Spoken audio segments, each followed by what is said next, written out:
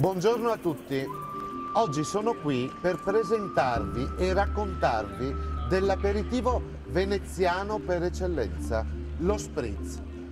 Lo Spritz di cui tutta Italia rivendica la paternità, in realtà è un aperitivo veneziano, perché alla fine della Repubblica Serenissima i soldati austriaci avevano per abitudine quella di aggiungere un goccio di acqua minerale per allungare il vino che loro ritenevano essere troppo forte. Da lì è nato lo Spritz. Lo Spritz è praticamente un aperitivo che si fa con un terzo di vino bianco dentro al bicchiere, al quale si aggiunge un terzo di bitter, di Aperol o di Campari, in questo modo qui, e dove infine si aggiunge un terzo di acqua minerale o seltz. Questo è lo Spritz veneziano per eccellenza. Lo Spritz al quale aggiungiamo un po' di arancia o di limone e, sperando che coloro che ce lo propinano nei bar siano generosi, qualche piccola patatina, nocciolina, qualcosa per stuzzicare l'appetito e di sicuro un'oliva o due olive dentro lo Spritz, in questo modo qui.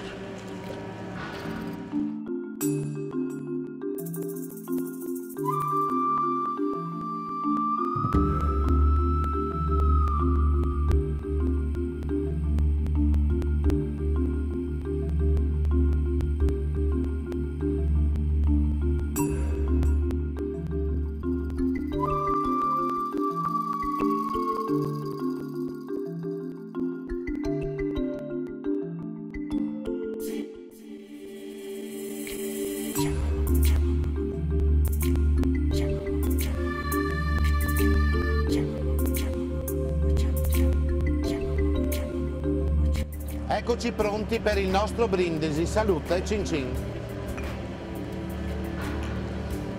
Aperol, Campari o Select, l'additivo al vino e all'acqua minerale per preparare lo Spritz veneziano.